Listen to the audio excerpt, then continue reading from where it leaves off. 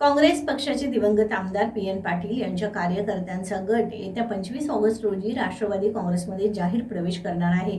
हा समारंभ उपमुख्यमंत्री अजित पवार, माजी मंत्री सुनील तटकरे आदी मान्यवरांच्या उपस्थितीत होणार असल्याची माहिती पी.एन. पाटील यांचे सुपुत्र राहुल पाटील यांनी दिली।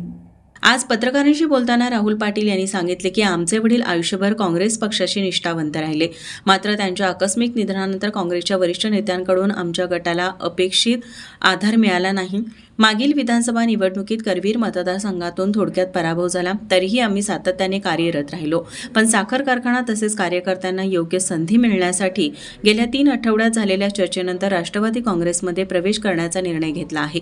तसेच आगामी स्थानिक स्वराज्य संस्था निवडणुकीत कार्यकर्त्यांना योग्य संधी तसेच साखर कारखान्याला प्रशासकीय पाठबळ मिळावे यासाठी अजित पवार यांनी स्पष्ट आश्वासन दिलं असल्याचंही त्यांनी नमूद केलं।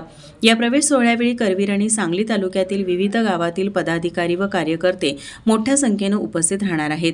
या प्रवेशामुळे जिल्ह्याच्या राजकारणाला नवी दिशा मिळेल असा दावा राहुल पाटील यांनी केला।